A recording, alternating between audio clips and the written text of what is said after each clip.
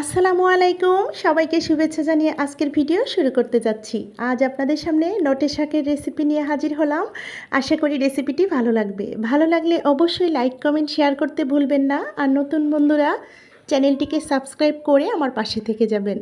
পাশে থাকা অল অপশনটিতে ক্লিক করে দেবেন যেন নোটিফিকেশন সবার আগে আপনার কাছে পৌঁছে যায়। আর যারা করে নিয়েছেন তাদেরকে অসংখ্য ধন্যবাদ ও আমার অন্তর থেকে অনেক অনেক দোয়া।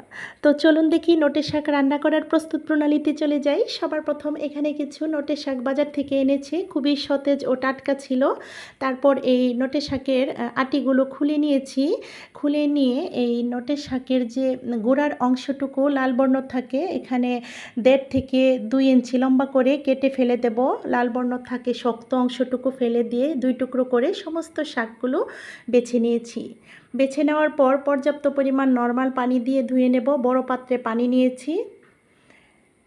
অবশ্যই আমরা চেষ্টা করব শাক বেশি পানি দিয়ে ধুয়ে নিতে বেশ কয়েকবার, তা না হলে কিন্তু কিচকিচ করবে।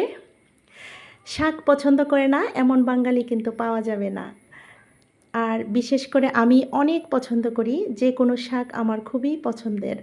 আর আমার ভিউয়ার্সরাও কিন্তু পছন্দ করেন। আমি যত রেসিপি দিয়েছি তার মধ্যে কিন্তু শাকের রেসিপিগুলোই আমার ভিউয়ার্স বন্ধুরা পছন্দ করেন। সেই পছন্দকে গুরুত্ব দিয়ে আমি আজ আবারও এই শাকের রেসিপিটি নিয়ে আপনাদের সামনে হাজির হয়েছি। আশা করি বরাবরের মতো আজও ভালো লাগবে।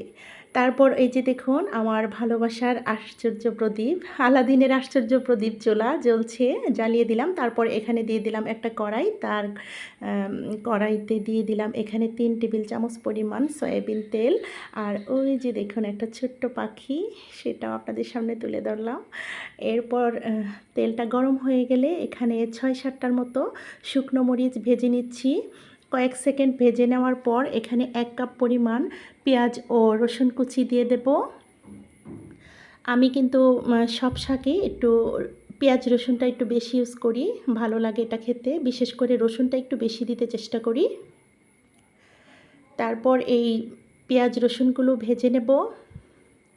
ভেজে নেওয়ার পর আমি শাকগুলো সরাসরি কিন্তু তেলে ছেড়ে দেব। আমি এই শাকগুলো সেদ্ধ করব না। আমরা চেষ্টা করব যে কোনো শাক সরাসরি তেলে বাগার দিতে। এটা পুষ্টিগুণটা বজায় থাকে আর কালারটাও বজায় থাকে। অবশ্যই সেটা আমার কথা না, পুষ্টিগুণ বিশেষজ্ঞদের কথা। এই পর্যায়ে আমি সমস্ত ধুয়ে রাখা শাকগুলো দিয়ে দিচ্ছি কড়াইতে। আমি বিশেষ করে নোটে শাক, লাল শাক এভাবেই আমি রান্না করে থাকি বেশিরভাগ। আমার এভাবেই ভালো লাগে। ভর্তা ভর্তা করে ফেলবো। তারপর সমস্ত শাকগুলো দেওয়ার পর এখানে পরিমাণ মতো লবণ দিয়ে দিচ্ছি। অবশ্যই শাকে আমরা লবণ কম দিতে চেষ্টা করব। এখন দিয়ে দিচ্ছি এখানে কাঁচামরিচ। আমরা আমাদের পছন্দ মতো কাঁচামরিচ দেব। এখানে 6-7টার মতো কাঁচামরিচ মুখটা ফেরে দিয়ে দিয়েছি।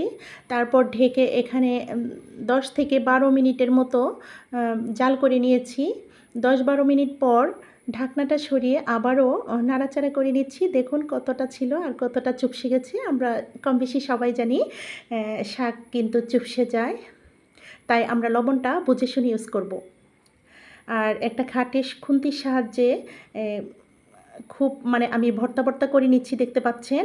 আমি এই শাকটা এভাবেই বেশি ভালো লাগে। অনেকভাবেই রান্না করে থাকেন অনেকে, আমি কিন্তু এরকম ভর্তা ভর্তা করি রান্না করি, খুবই সুস্বাদু হয়।